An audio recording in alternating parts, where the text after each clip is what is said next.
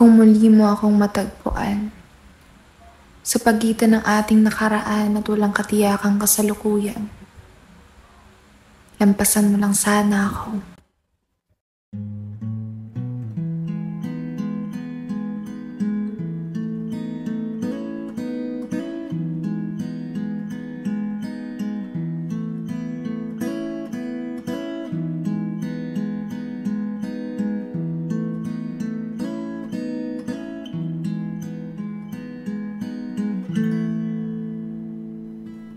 Hindi sa natatakot akong harapin ka o hindi pa ako handang mag-usap muli tayong dalawa.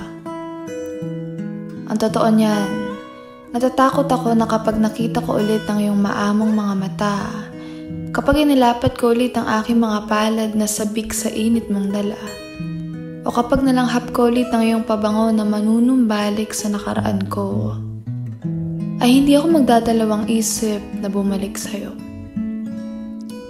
Dadaloy. Aagos. At sa muling pagbagsak ay masasaktan. Pero ito yung uri ng sakit na gusto kong paulit-ulit maramdaman. Mababaw lang naman ang definisyon ko ng pagmamahal. To love is to hurt. To hurt is to love. Pero may isang bagay akong hindi maintindihan simula nang mawala tayo. I want to know if every heartbreaks that we experience really teaches us lessons. Paano naman yung mga pagmamahala na kahit ayaw mo naman talagang bitiwan, pero kailangan? Paano yung mga pagmamahala na wala namang nagkakasakitan o iniwang luhaan, pero kailangan kang ganun? Paano yung mga pagmamahala na madalas husgahan ng mundo at hindi pinahihintulutan? Sabi nila, it's hard to cry over something that you already set free.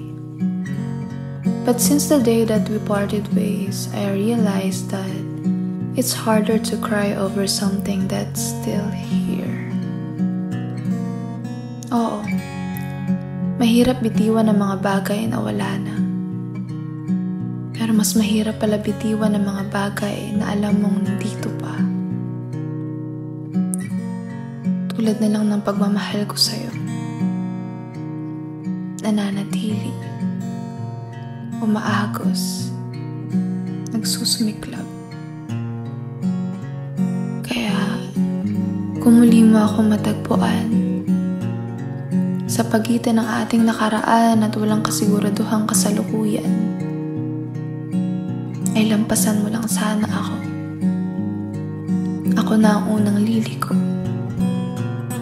At kapag ginawa mo na yon, siya namang ikay aking lilingunin at sasambitin. Ikaw pa rin talaga hanggang ngayon.